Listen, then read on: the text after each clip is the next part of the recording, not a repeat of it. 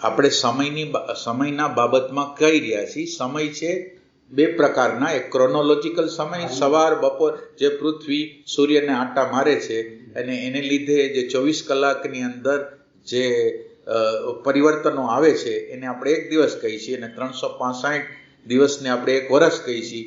એવી રીતે ક્રોનોલોજીકલ સમયની અંદર આપણે આપણો સાયકોલોજીકલ સમય ઊભો કરીએ છીએ. આ ક્રોનોલોજીકલ સમય છે. એમાં સાયકોલોજીકલ એટલે અત્યારે પૈસા નથી તો ભવિષ્યમાં પૈસા, અત્યારે ધંધો નથી તો ભવિષ્યમાં ધંધા, અત્યારે લગ્ન નથી તો ભવિષ્યમાં લગ્ન કરીને મજા આવશે, મને અત્યારે છોકરા નથી ભવિષ્યમાં છોકરા થશે અને મજા આવશે.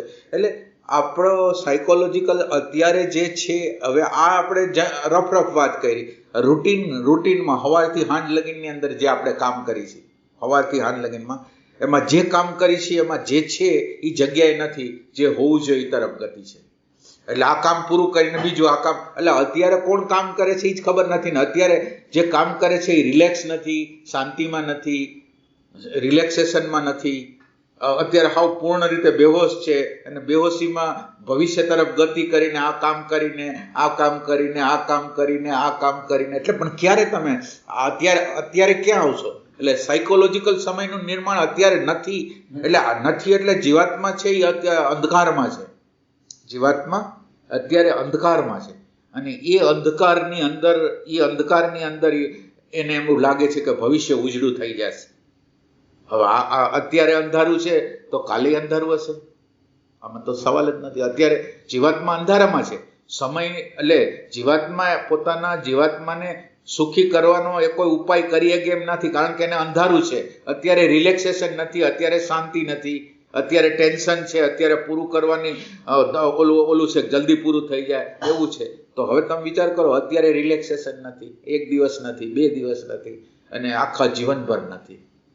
આ સમય છે કે જેમાં જે છે એ જગ્યાએ આપણે ક્યારેય નથી. અને જે છે એ જગ્યાએ જે લોકો આવે છે, જે છે એ જગ્યાએ જે લોકો આવે છે એ ફેક્ટથી વાકેફ થાય છે. અને પ્રકૃતિની પરિવર્તનશીલતાનો સાક્ષાત્કાર આ લોકોને થાય. આપણે બોલીએ એક વસ્તુ, પરિવર્તન છે એ વસ્તુ બોલી, પણ તમે જ્યારે ફેક્ટને જોતા હો ત્યારે પ્રકૃતિ પરિવર્તન પામે છે એનો સાક્ષાત્કાર તમને થાય.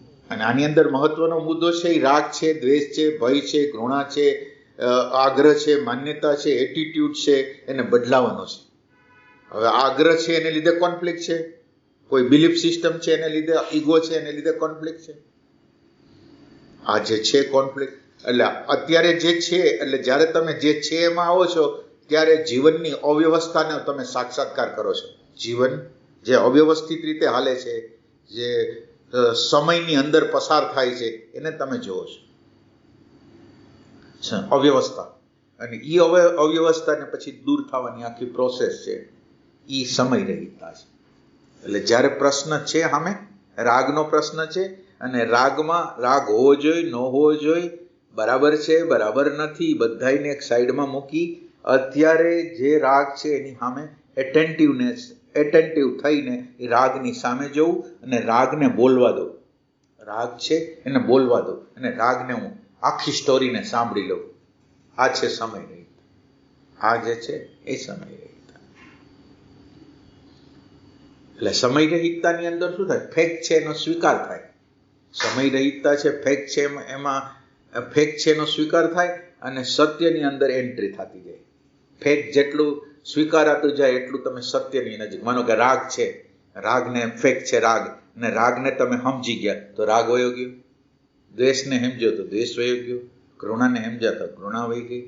તો આ જે ફેક્ટ છે એને જેટલું સમજવાથી જાય છે અને નીચેથી પડેલું શાંતિ, આનંદ અને પ્રેમનું તત્વ છે એ ઉઘડે છે. એ ઇટર્નિટી છે.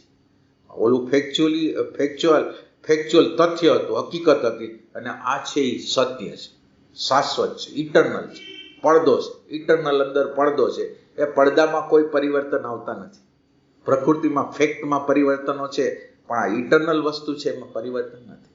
અને ઇટર્નલ વસ્તુ સાથે તમારું અનુસંધાન છે, એટલે તમારું મૃત્યુ નથી, તમારો જન્મ નથી, તમને સુખ નથી, તમને દુઃખ નથી, એવું જ્ઞાન આપણને થઈ શકે.